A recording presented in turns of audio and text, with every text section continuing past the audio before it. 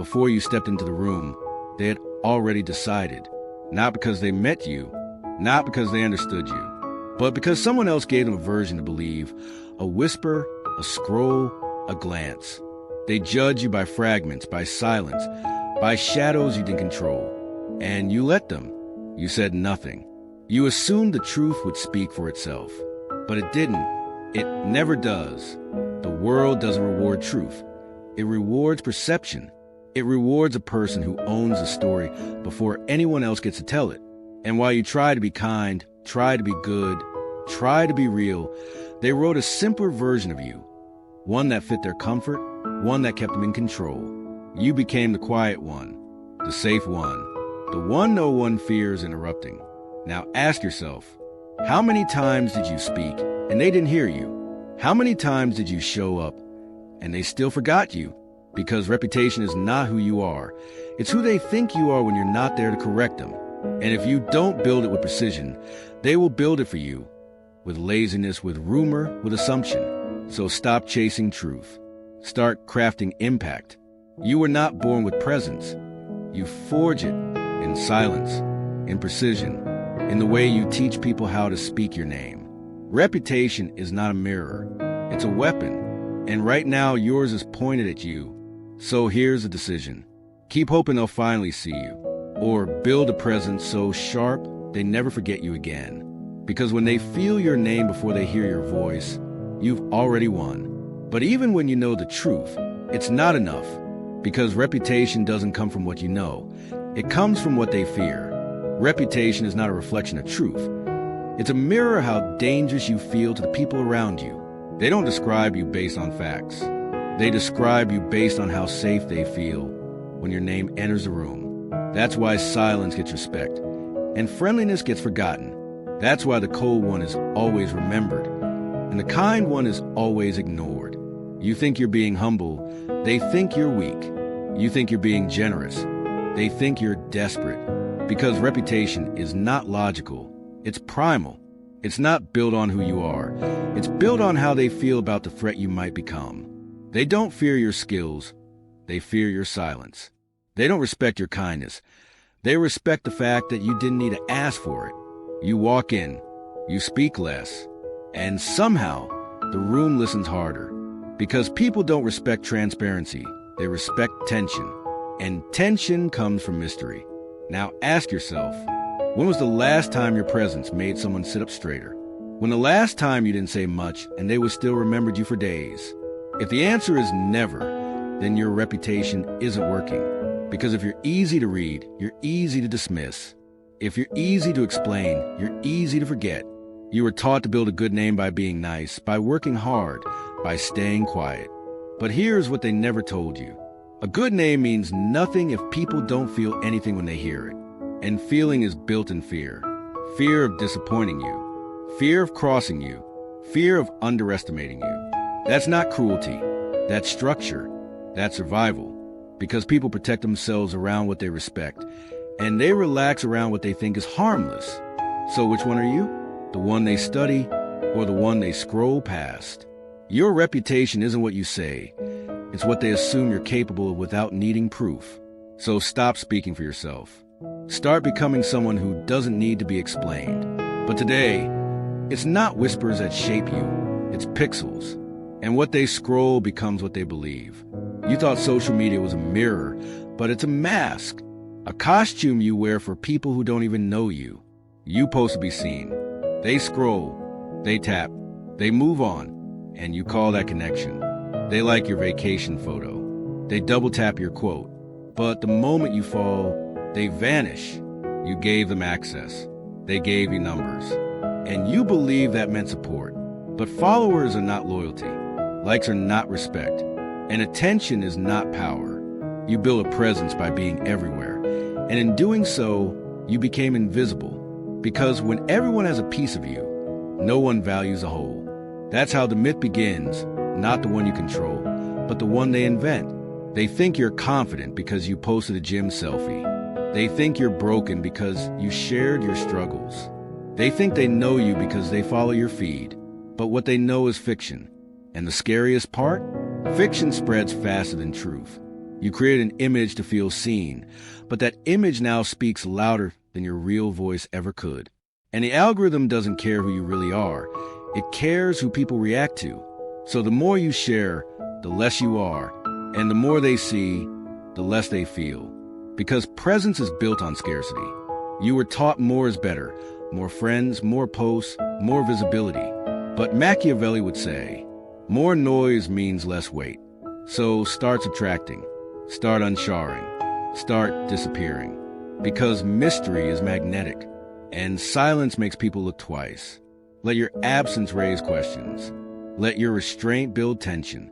Because 1,000 people who see you can never replace the one who feels your presence. So ask yourself, is your online identity a legacy or a performance? Would they care if you stopped posting tomorrow? Would they notice if you vanished? Or are you just one more voice in a crowd that never listens? But presence isn't just about visibility. It's about silence and how it echoes louder than noise. The man who says too much is easy to predict, and what's predictable loses power. Real presence doesn't come from being loud. It comes from being unreadable. Machiavelli understood this. He knew the moment they can define you, they can control you. So he chose the opposite. He built silence. He crafted absence. And through that, he built fear. You don't have to speak to be remembered. You don't have to show everything to be seen. In fact, the more they know about you, the less they need to respect you. Mystery is not a lack of presence.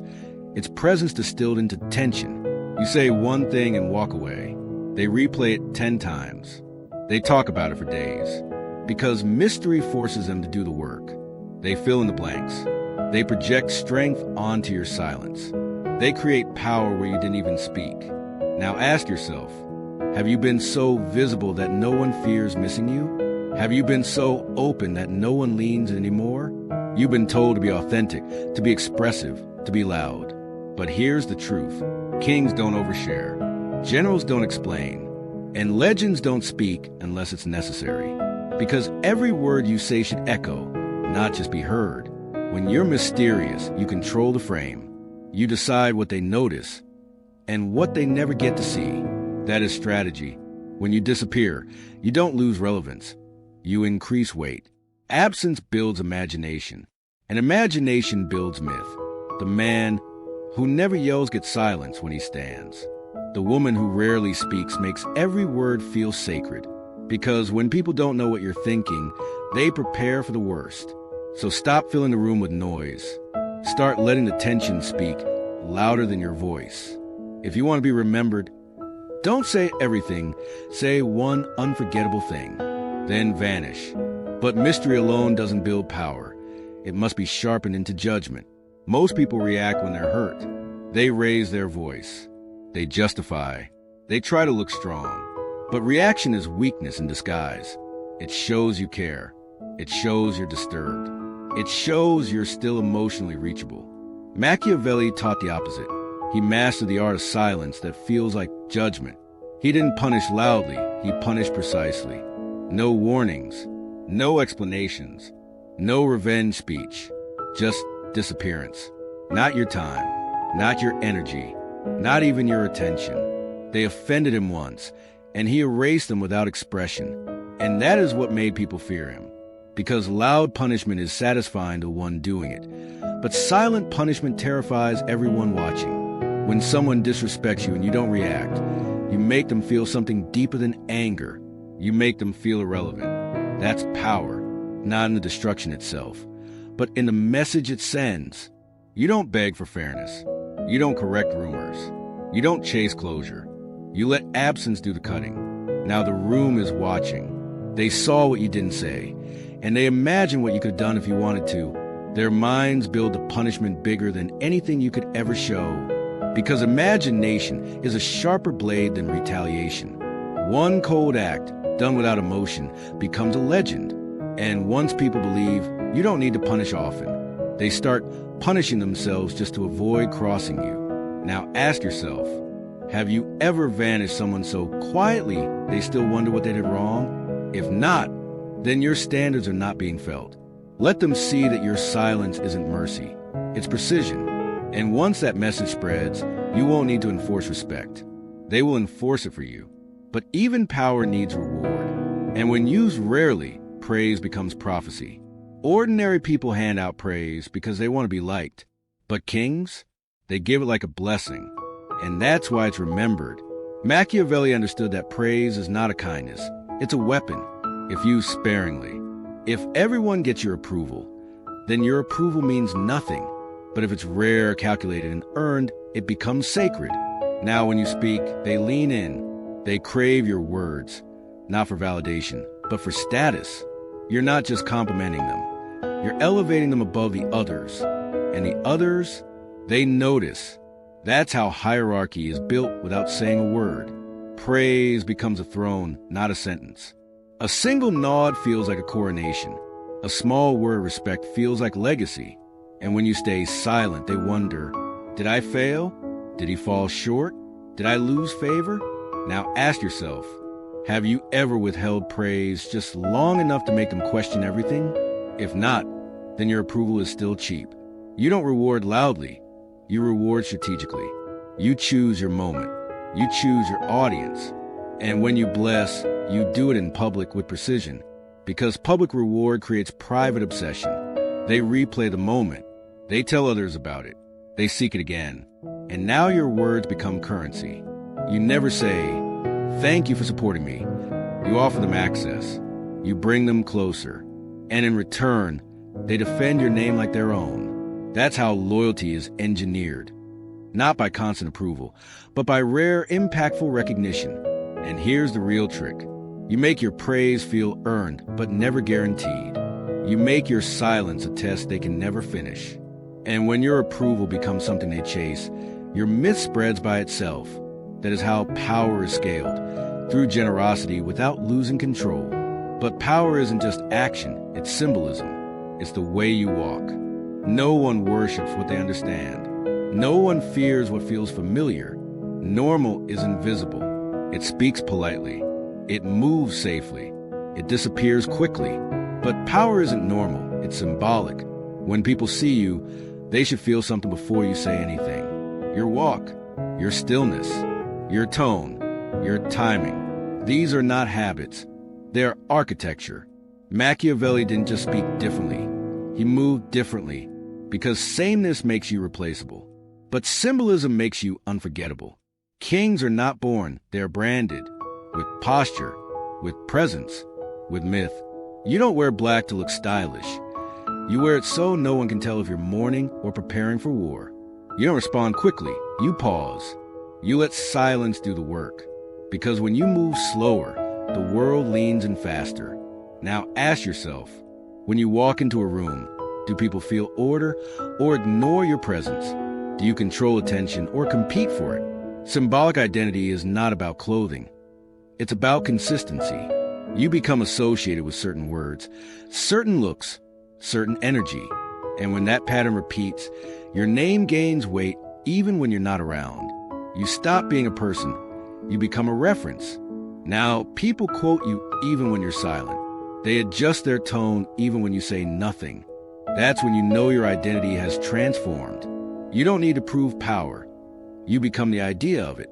The moment you blend in, you disappear. But the moment you craft an aura, you step outside their reach. And once you're unreachable, you become unforgettable. Don't strive to be relatable. Strive to be untouchable. Not by arrogance, but by control. When you enter a room and shift its rhythm without raising your voice, you've crossed over. You're no longer part of the room. You're the center they orbit around. But when your image is too stable, it becomes forgettable. True legends? They confuse as much as they impress. The most powerful figures in history were never consistent. They were confusing, unstable, contradictory, and that is why they were feared. Machiavelli knew this. He studied leaders who tried too hard to be logical, to be clear, to be understood, and they all became predictable, then forgettable. But the ones who lived between kindness and cruelty, between chaos and calm, they became legends, because people couldn't figure them out. And what you can't figure out, you don't dare test. One story says you destroyed a man for disrespect. Another says you forgave your enemy in public. They don't match. And that's the point. Now they don't know what to expect.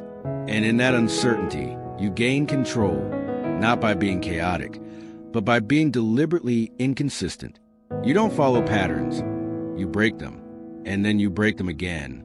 Today, you reward ruthlessly. Tomorrow, you disappear silently. Now ask yourself, have you made them nervous by acting differently than they expected?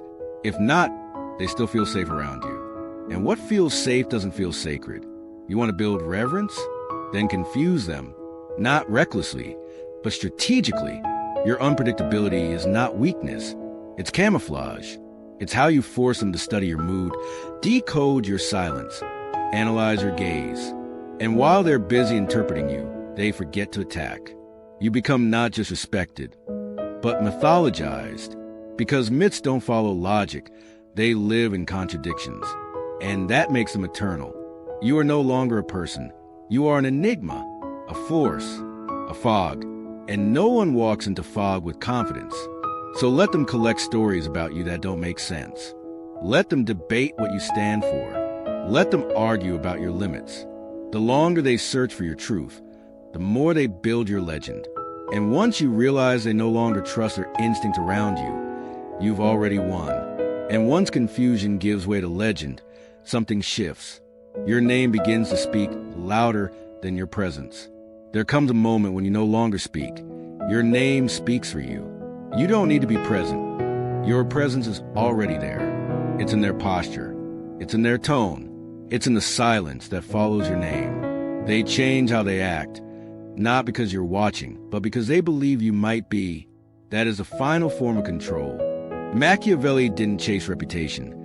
He built one so precise that it entered the room before he did. That's the moment your myth becomes autonomous. You don't correct rumors. They silence themselves. You don't demand respect. They grant before you even speak. Not because of what you've done, but because of what they believe you might do. Fear based on possibility is stronger than fear based on memory. And belief, once internalized, no longer needs your reinforcement. They ask themselves, what would you say? How would you react? Would this please you or insult you? You're not there, but they edit themselves anyway, because your standards became their filter. Now ask yourself, do people shift when your name enters the room? Do they lower their voice when referencing you? If not, your presence is still manual, still dependent, still fragile. But once your reputation reaches myth status, you move less and influence more. Your image becomes a law they follow without instruction. They start to speak your phrases. They echo your code. They carry your values as if they invented them. That's when you stop managing power and start multiplying it. Because now you don't need to defend your name. They do it for you. Not out of fear of punishment, but out of fear of disappointing your myth. That's the shift. When they fear losing your approval more than gaining anyone else's. When your silence feels louder than another man's orders. You stop being a leader, you become a system. And systems don't chase loyalty, they generate it. But myths are fragile too, unless you craft them for one purpose only: inevitability. A reputation built for approval dies the moment opinions shift. But a reputation built on fear, on mystery, on controlled illusion, outlives the man who forged it. You've spent years trying to be seen the right way, trying to correct what others misunderstood, try and be the version they would accept. But here's the brutal truth. You were never in control. Not until now. Because power doesn't come from being liked. It comes from being studied. It comes from being decoded. It comes from being impossible to replace. When your silence feels louder than their shouting, you've already shifted the balance. When your absence makes them hesitate, you've already entered their minds. You don't need followers. You need symbols. You don't need noise. You need weight. And you don't build weight by trying to impress. You build it by becoming the mirror they can't stop staring into. A mirror that reflects their fear, their desire, their need to be approved by something they'll never fully understand. You don't become immortal by speaking louder. You become immortal by being interpreted 1,000 different ways, all of them useful to you. Now ask yourself, are you still trying to be understood by people who can't even understand themselves? Or are you ready to disappear just enough for them to start worshiping what they can no longer define? Don't build a reputation for attention. Build it for inevitability. And when the room goes silent as you enter, when your enemies soften their tone, when strangers speak your name like you're an idea, not a person, you'll know you did it right. You didn't just win. You became undeniable.